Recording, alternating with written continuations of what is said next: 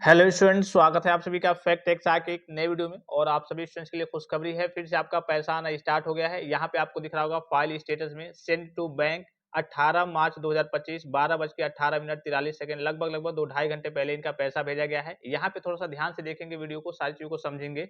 यहाँ पे अगर आप ट्रेजरी स्टेटस में देख पा रहे होंगे NA, यहाँ पे कहिए कि अभी नॉट अवेलेबल, कोई डेटा अवेलेबल नहीं है।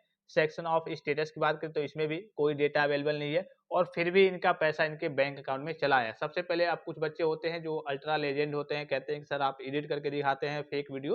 हालांकि ये मैं बस उनकी तसल्ली के लिए बता दे रहा हूँ, तो मैं आपको चेक करके एक बार बता दे रहा हूँ, ठीक है। और उसके बाद से यहाँ पे आपको मालूम है, जैसा कि पहले आपका फंड स्टेटस, पहले तो आपका वैलिडेट होता है, फिर से आपका fund status approved by agency, agency के द्वारा अप्रूव्ड होता है। उसके बाद से जैसे ही आपका ट्रेजरी लगता है, उसके बाद मैंने आपको बताया था कि 1 दिन 2 दिन 3 दिन 4 दिन 5 दिन के अंतराल में आपका जो पैसा है आपके बैंक अकाउंट में क्रेडिट हो जाता है। लेकिन यहाँ पे ट्रेजरी स्टेटस में देखेंगे तो कोई डेटा अवेलेबल नहीं है, नॉट अवेलेबल है, कोई डेटा अवेलेबल नहीं है। फिर भी इनका पैसा इनके बैंक अकाउंट में कैसे भेज दिया गया है, तो सबसे पहले मैं आपको थोड़ा सा चेक करके बता दूं, उसके बाद से आगे की सारी चीजों के बारे में बात करेंगे। तो देखिए, यूपी स्कॉलरशिप का पेमेंट स्टेटस चेक करने के लिए आपको गूगल में जाकर के PFMS सर्च करना होता है। PFMS के ऑफिशियल वेबसाइट पे आपको विजिट करना होता है। उसके बाद से आपके सामने कुछ इस प्रकार का इंटरफेस ओपन होकर आएगा।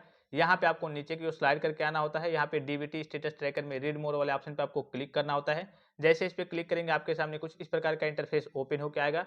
ये आपका पेमेंट पेज सिलेक्ट रहेगा, यहाँ पे आपको क्लिक करना है। अब जैसे यहाँ पे आप क्लिक करेंगे, यहाँ पे नीचे की ओर स्लाइड करके आना है। एक आपको ऑप्शन देखने को मिल जाएगा एनी अदर एक्सटर्नल सिस्टम, इस वाले ऑप्शन पे क्लिक करना है। उसके बाद से देखिए, यहाँ पे आपको कुछ नहीं फिलअप करना है। यहाँ पे जो आपकी स्कॉलरशिप का रजिस्ट्रेशन नंबर है, आवेदन संख्या है, आवेदन के लिए नंबर है, उसको यहाँ पे फिलअप करना है। रजिस्ट्रेशन नंबर जो होता है, एप्लीकेशन आईडी जिसे कहते हैं, उसको यहाँ पे फिलअप करना होता है। ये जो दिख रहा होगा वर्ड वेरिफिकेशन कैप्चा, सही से आपको ध्यान से, कैपिटल लेटर स्मॉल लेटर सारी चीजें होती हैं, इसको यहाँ पे फिलअप करना होता है। उसके बाद से सर्च के ऑप्शन पे आपको क्लिक करना होता है। तो चलिए सारी चीजें फिलअप करके फिर मैं आगे की ओर प्रोसीड करके आपको दिखाता हूँ। अब देखिए, फाइनली सारी चीज़ों को फिलअप किया जा चुका है। यहाँ पे सर्च वाले ऑप्शन पे आपको क्लिक करना है, थोड़ा-सा यहाँ पे आपको वेट करना है। उसके बाद से नीचे की ओर स्लाइड करके आना है। अब जैसे नीचे की ओर स्लाइड करके आएँगे, यहाँ पे आपका पेमेंट डिटेल्स ओपन हो जाएगा। अब देखिए, पेमेंट डिटेल्स में ध्यान से देखेंगे, सारी चीज़ों को समझेंगे। नाम इनका दिख रहा होगा, आदर्श कुमार नाम है, ठीक है। कुछ चीज़ें आपको ब्लर दिख रही होंगी, पर्सनल डेटा वगैरह सिक्योरिटी रीजन के लिए। यहाँ पे आपको दिख रहा होगा इनके आधार नंबर लास्ट 4 डिजिट दिख रहे होंगे। और उसके बाद से ये जो बैंक नेम है, IFSC कोड है और अकाउंट नंबर है, ये सारी चीज़ें इसमें नहीं देखने को मिलती हैं। अमाउंट इनका 2800 रुपया दिख रहा होगा। रिक्वेस्ट डेट कब डाला गया था, तो 4 मार्च 2025 के डेट में। वैलिडेट कब हुआ था, 4 मार्च 2025 के डेट में वैलिडेट हो गया था। फंड स्टेटस की बात करें तो यहाँ पे अप्रूव्ड बाय एजेंसी कब हुआ है, तो 10 मार्च 2025 के डेट में जो एजेंसी होती है उसके द्वारा अप्रूव्ड हो गया है। उसके बाद से जैसा कि आप सभी स्टूडेंट्स को मालूम है कि आपका ट्रेजरी बिल वगैरह साइन होता है, आपका ट्रेजरी स्टेटस यहाँ पे जारी होता है। और ट्रेजरी स्टेटस के 3-4 दिन के अंतराल में, 1-2 दिन के अंतराल में आपका पैसा भेजा जाता है। अब यहाँ पे ट्रेजरी स्टेटस साइन क्यों नहीं हुआ है, ट्रेजरी स्टेटस यहाँ पे लगा है, यहाँ पे नॉट अवेलेबल बता रहा है, फिर भी इनका पैसा इनके बैंक अकाउंट में कैसे चला गया है। तो यहाँ पे मैं आपको बता दूं कि जैसे आपका fund status approved by agency, यानी कि जो आपका फंड स्टेटस है, आपके फंड में पैसा है या फिर नहीं, सारे चीजें, सारे काम आपके कंप्लीट है। आपका फॉर्म, जैसे मान लीजिए सपोज कीजिए आपने फॉर्म फिलअप किया, कॉलेज में सबमिट किया, फॉर्म वेरीफाइड है, ठीक है। आपने प्रेफरेंस पे डेटा देख लिया, बेनिफिशियरी डिटेल्स दिखा लिया, यहाँ पे अमाउंट दिखा दिया। तो फंड स्टेटस की बात करें तो एजेंसी के द्वारा आपके स्कॉलरशिप के फॉर्म को लेकर के, हाँ आपके कैटेगरी में फंड है, पैसा है या फिर नहीं, ये सारी चीजें जब अप्रूव्ड हो जाती हैं, उसके बाद से आपका ट्रेजरी बिल लगता है। तो ट्रेजरी बिल की बात करें तो यहाँ पे कभी-कभी अपडेट होने में समय लगता है, हो सकता है कि 1-2 दिन। हालांकि ऐसी समस्या पहले देखने को नहीं मिलती थी।